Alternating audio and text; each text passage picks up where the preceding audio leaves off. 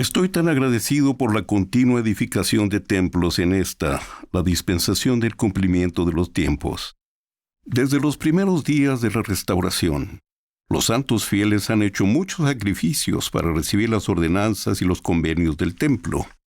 Siguiendo su gran ejemplo, en 1975, después de muchos sacrificios económicos para viajar desde la Ciudad de México, mi querida esposa Evelia y yo, acompañados por nuestros queridos padres, fuimos sellados como esposo y esposa eternos en el templo de Mesa, Arizona.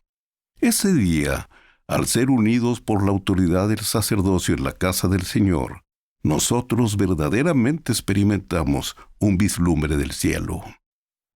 Aquella experiencia me ha permitido apreciar mucho mejor cómo después de 3 años de arduo trabajo y gran sacrificio, los santos en Kirtland, Ohio, finalmente completaron su hermoso templo en la primavera de 1836, el primero en esta dispensación. En marzo de aquel mismo año, más de 1,000 personas se congregaron en el interior del templo y en sus entradas para el servicio dedicatorio. El profeta José Smith se levantó para ofrecer la oración dedicatoria, la cual había recibido por revelación.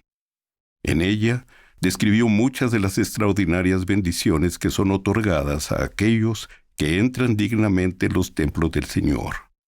Luego, el coro cantó el himno El Espíritu de Dios, y la congregación se puso de pie para la exclamación de Hosana con tal fuerza que parecía levantar el techo del edificio.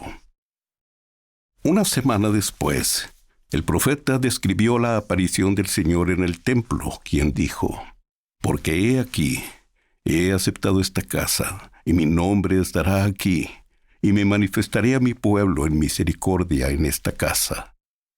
Y la fama de esta casa se extenderá hasta los países extranjeros, y este es el principio de la bendición que se derramará sobre la cabeza de los de mi pueblo».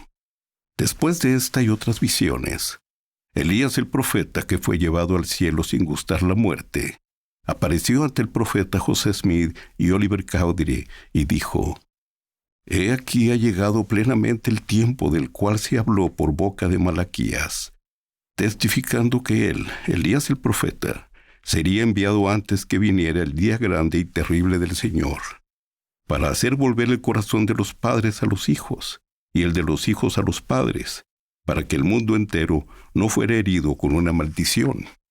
Por tanto se entregan en vuestras manos las llaves de esta dispensación, y por esto sabréis que el día grande y terrible del Señor está cerca, sí, a las puertas». Una vez que el Señor restauró las llaves para sellar a José Smith, comenzó de nuevo la obra de salvación en ambos lados del velo en nuestra dispensación. El elder Boyd K. Packer enseñó: «Aunque este acontecimiento notable pasó inadvertido para el mundo, habría de influir en el destino de toda alma que haya vivido o que vivirá sobre la tierra. Diversos sucesos comenzaron a acaecer calladamente. La iglesia se tornó en una iglesia constructora de templos. Surgieron en el mundo aquí y allí, en una manera que parecía ser espontánea, personas, organizaciones y sociedades interesadas en buscar genealogías. Todo esto ha ocurrido desde la aparición de Elías el profeta en el templo de Kirtland. Desde ese mismo día, el 3 de abril de 1836, el corazón de los hijos comenzó a volverse a sus padres. De allí en adelante las ordenanzas no fueron provisorias, sino permanentes. El poder para sellar estaba con nosotros. Ninguna autorización le excede en valor y trascendencia. Dicho poder dota de vigor y durabilidad eterna a todas las ordenanzas que se efectúan con la debida autoridad, tanto por los vivos como por los muertos.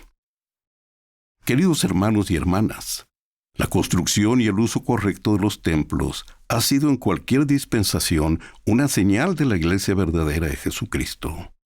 Después de la dedicación del templo de Salt Lake en 1893, el presidente Wilford Woodruff animó a los miembros de la iglesia a encontrar los registros de sus antepasados y a registrar su genealogía, llegando lo más lejos posible para poder llevar los nombres al templo y realizar las ordenanzas de salvación y exaltación.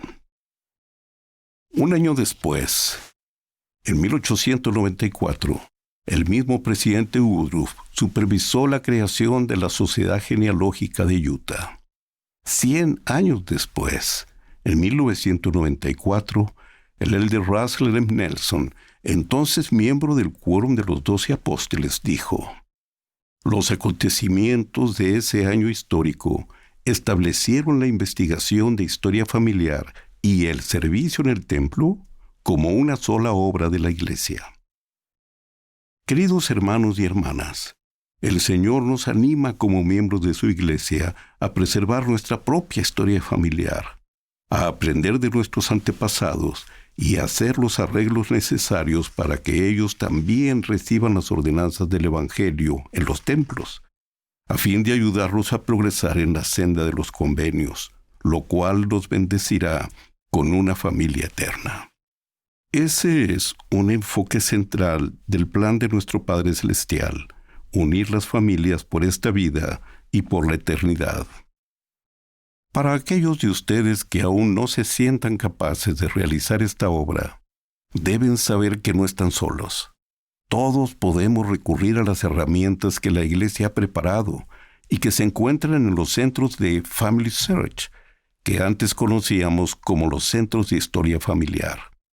Estos centros de Family Search han sido diseñados de manera que casi cualquier persona, con poca ayuda, pueda encontrar la información de sus antepasados y organizarla debidamente para poder llevarlos a la casa del Señor.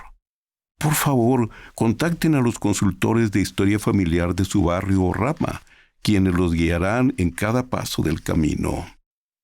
A medida que sigamos la guía de los profetas y aprendamos cómo hacer nuestra historia familiar y realicemos las ordenanzas del templo por nuestros antepasados, experimentaremos un gran gozo, al punto que no podremos dejar de hacerlo.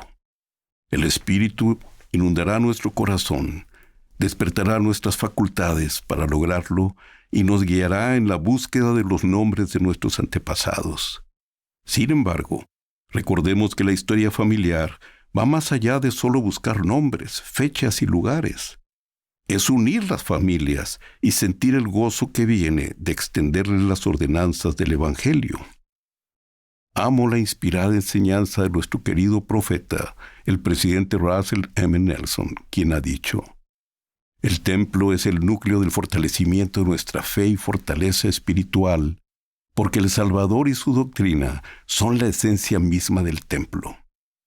Todo lo que se enseña en el templo, mediante la instrucción y el Espíritu, amplía nuestra comprensión de Jesucristo. Sus ordenanzas esenciales nos unen a Él mediante convenios sagrados del sacerdocio. Luego, al guardar nuestros convenios, Él nos inviste de su poder sanador y fortalecedor». Ciertamente, la obra del templo y de historia familiar son una misma obra en la Iglesia. Testifico de estas verdades. Yo sé que esta es la Iglesia del Señor Jesucristo, nuestro Salvador y Redentor, a quien recordamos y veneramos en estos días de Pascua de Resurrección. Sé que Él nos ama y que cuando guardamos los convenios y ponemos nuestra confianza en Él, Él nos inviste con su poder sanador y fortalecedor. En el nombre de Jesucristo. Amén.